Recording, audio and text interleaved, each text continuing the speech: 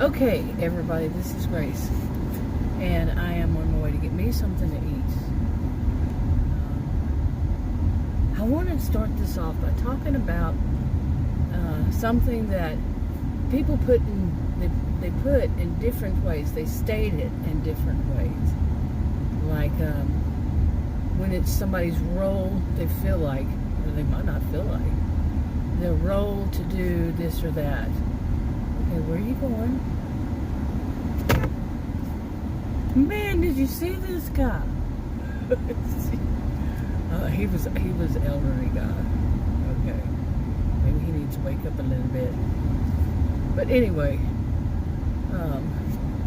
it's what a way to start off a video, right? You know, I should put that up as a blooper. But anyway, maybe so. Okay, so actually, if I don't have that other clip, it was, I don't know if they could see, if it could be seen what happened. And so anyway, I'm moving on. Goodness, what a day. I want to talk about something, like I was saying in that little clip, that, you know, we might think is our role. Some people put it in different ways, you know, like our role in life, our role in the family, our role, you know, just in the universe, or our world, our surroundings, our social group, whatever way that they want to put it. But it's something that a person really feels that they should do or help with or whatever. And it's so, okay, so, and it's something like this. I felt a reason, I felt a purpose. You can say all these things. I felt I needed to make this statement that isn't it the role of an older adult when in a certain kind of situation, okay, there was a certain kind of situation, to teach the younger generation person, you know, that's there, or people that are there, and there's a problem, but to teach them, okay, I don't want to go on for all those. To teach, man, I'm not going to get this video out.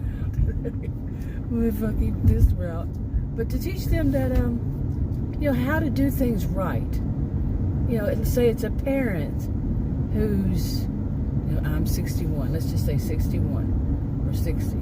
And they have an adult child who's any age, an adult child, whatever age it is. And that child, or a niece or nephew, or somebody in the family, or somebody they work with, even. Well, that might stretch it a bit. But somebody who's doing stuff that they're constantly finding ways to, like, they think that they have to beat the system at everything. Instead of simply just doing the right thing, the right way, it's like it's just their personality with the way that they were taught, or, you know, or something like this. And, well, it can't be your own child because you would know that you taught them that way. You see, so maybe it's an in-law, okay? Your spouses or your boyfriend, girlfriend, whatever. And that person is, you know, like they're just hell-bent on never doing anything in any normal fashion. Like you're supposed to fill out an application and, yeah, did you even stop and look? No, you fill out an application and send it in, or go in for an appointment to see somebody. But they think that there's other ways to do it. You know, other sneaky ways. I don't have to go through all that. I'm going to do it this way. And they sometimes they actually find ways. And that's how they seem, is that they don't even think twice. Actually, they don't seem like we would see it as kind of like a little bit sinister, maybe, you know, that they do everything in a sneaky, underhanded, whatever. You know, that's a lame example, but, you know, they have to do, it's like they're just programmed to do that. But don't you think that is the, you know, say you're the aunt through marriage, you know, it's your husband. You know, I've been in this kind of situation, but similar. But it's up to you, or maybe your niece, one of your siblings' child, but they're an adult. You say, hey, don't do stuff like that. Why can't you have a discussion with them about why can't they just do it the way that everybody else does? Why do they have to be special? I mean, you might have a pretty good idea of why they see that. They kind of feel, they give off this feeling that they give off this vibe that they believe that they somehow are entitled to not have to do that old-fashioned way, or any way. They just don't have to waste the time, or that it's just the way they are. Is to do it the wrong way and expect the results to be like they think they should be by being this entitled, this person who feels they're entitled, and that they think that it's the problem of these places for not doing it the right way, which is their way. See what I'm saying? You probably understood me way long ago. But I'm sometimes amazed by this, okay? Okay, I probably shouldn't say amazed by it because I've seen so much of this. And I'm not talking just one generation. My generation. I've known people all my life who just don't really do things the right way. And it's not everybody. Like, some people see it as a family, like there's a dysfunctional family, and that everybody in that family is going to be dysfunctional. That's not necessarily true. I mean, they might think of them as being disordered. Why? Why would everybody be? Think about it. Some people, they look at the world different. But anyway, now this thing is not just simply you can excuse it off and say, oh, it's just their way. It's just the way they do things. No, because they're also causing other people problems. Have you ever seen somebody that seemed like they thought they were so entitled that they threw a temper tantrum somewhere, and wherever it was, just threw this temper tantrum and held up the whole line because they think, oh, I shouldn't have to fill out this form, and why don't you do it the right way? And you know what I'm saying? They just go on and on about how they know how it should be run. They should run it this way. They should do it this way. Everything's about the way they think. Now, the part about the elder, their elder in their family, should not be encouraging them, don't you think? But sometimes the fruit doesn't fall far from the tree. It's not necessarily always. Some fruit falls and man, it takes off. Rolls down the hill, get away, get the heck out of Dodge. That kind of thing, those are the more healthy people who figured it out, What are you doing sitting there? I'm not waiting on you. Okay, I'm being mean today, huh? And my brain is not engaged like it should be today. I went in there, ordered through the drive-thru, went around, and realized I should have parked over there because now I have to go back out to the street and come back in. Okay, really? But anyway, where was I? What was I talking about? Oh my goodness, what a day. It's what it's been lately. It's just too stressful. Like I might wind up in the hospital due to a doctor's mistake. Well, not even a doctor. She's not even a doctor. But basically it comes down to that. And I'm thinking, no, I gotta go to something tomorrow and see what happens there. But anyway, what was I talking about? Yeah, that of the older generation. Whatever happened to that? That, in both ways. Like my mother, or my parents, they would say, hey, you shouldn't be doing this and that. Maybe you should rethink that, something like that. Oh, they didn't do that either. Like I said, it's not just the younger generation right now. But But some did. Some say, well, wait a minute, why are you thinking this way? That you are above everybody else? That everybody else has to, like people, here's a lame example again. That people want to pad, is what some people call it, pad their resume, put stuff on there that is not true, or they exaggerate, or whatever. And some people will say, everybody does it. No, everybody doesn't do it. In fact, especially in something that is, not everybody does it. Let's just leave it there. It could be any kind of job, and not everybody does it. But these people that, some people, this is not a one-size-fits-all, but some people think that if they pad it, and they'll make more money, and they deserve more money. It might be their first job ever. They didn't even go to school for like get a certification or get a degree, whatever.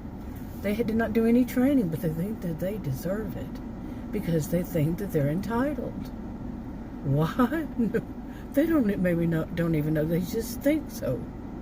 And it's the generation, like the parent, who should say, no, that's not how the world works. Okay? This is how it works, and this is what you should do. Sorting off a job. I mean, why do you think that you need to lie about everything? They might dig in deeper, and they see that after time. But, time after time, the person is not being honest. Whatever happened to being honest? And don't, some people will come up with lame excuses like, well, it's the only way to compete. No. You think that's helping the problem? Are you that dishonest yourself, and that you just feel like you're entitled to be dishonest? Things are getting so twisted. But it's not just now. Remember, like I said, some people were not raised right. My generation, I don't know about beyond that. My mother's people, they seem pretty, people, her age cohort, age group and all, and they just didn't seem like people who, I never heard about stuff like that. And the ones that I met, you just didn't hear it in their conversations. I worked with elderly people. It wasn't part of their conversations on how they screwed this system and how they got the sneaky way, and like they're bragging about it. It's nothing to brag about. Oh, really, that's nothing to brag about. How you got something, a sneaky way. And I'm serious, I have heard recently even just the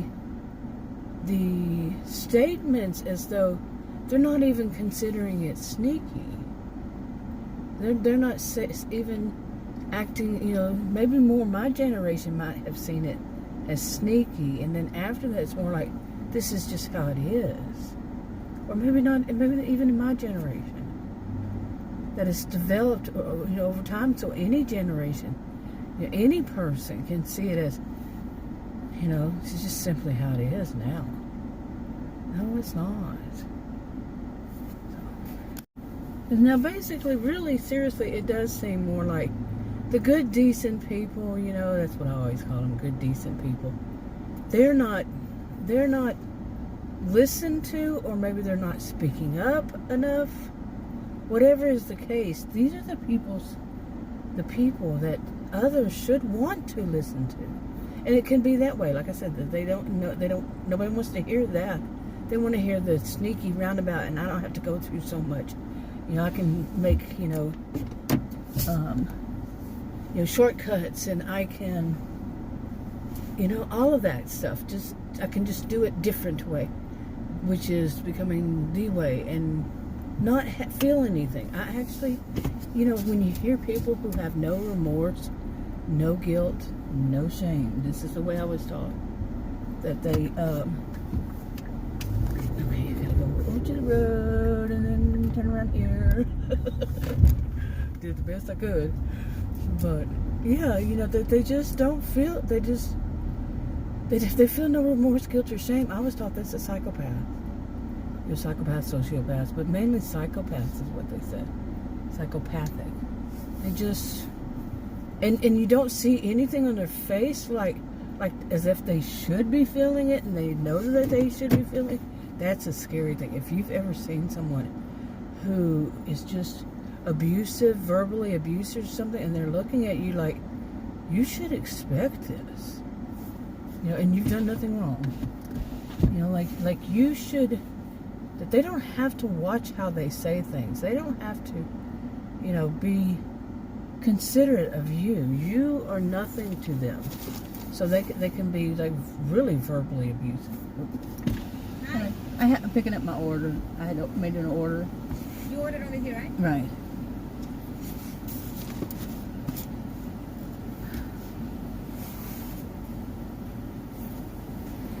Okay, you got to hear my conversation, didn't you? And then I turned it off. I make sure that I usually make sure I don't let that in there. But anyway, it was already ready. She just had it back, and I didn't give her name. That was funny. But okay, go over the corner here, there. But anyway, recently I also saw something that when people do something that is really bad, and they think, you know, I've already said this in another video about when somebody does something really bad that could really cause you a lot of harm, and they seem to, that they want to play the victim because you called them on it. You know, you called them on the carpet. No, you don't do that. And you were nice explaining it to them. Like I said, good, decent people. I consider myself a good, decent people. I really don't try. I mean, I'm not a perfect being. I am not expressing that. But I don't purposefully try to do anything the wrong way. Or I don't have that mentality, you know, and or just don't have the mentality to want to. I mean, you can get through life without, you know, doing whatever you feel you have to do. That's wrong. I don't like parking next to those things. And I have a reason for that. I stopped somewhere. Something Adam told me years ago that when we were young, we were real young. And he worked for a place, it was petroleum. Yeah. So, anyway. Now I'm all kind of nervous here, sitting here. Seriously. Well, I don't even know what that, oh, that's propane. But, anyway. I got something dragging under there, I think. Hopefully it'll turn. Come on. Anyway. Oh, I got distracted big time, didn't I? Okay. Okay, thank goodness. I really got kind of nervous sitting right there. Seriously. Like a mini, not a real panic attack, but just a mini M-I-N-I. Like, whew, it wasn't even a panic attack. I've had panic attacks. I have panic disorder. But when it's something that's real, that's not really. Anyway, let's get back to this. But lately I have heard, and I've seen this in other times in my life, like I said, any generation, since I was born, you know, that, but when you really see it, when you really see somebody that you could really think, this person is a psychopath, they have absolutely no remorse, guilt, or shame. They just seem like they're hollow inside. You know, I don't like saying that. You know, you don't dehumanize people. You don't become what you hate. You know, you totally disliking somebody. I don't like to use the word hate either. But just don't become what you just, you know, you see as disordered, or you see as seriously disturbed. When somebody does something to you and their face is just, the look on their face is like, I don't even know how to describe it, honestly. And it could be anything, really. It could be like sinister, or like someone would call a poker face. But the lights are on, but nobody's home. Remember that old expression? And I've been seeing things that lately, dealing with things myself too, and I find quite disturbing. And I mean, it's not in just one area of my life.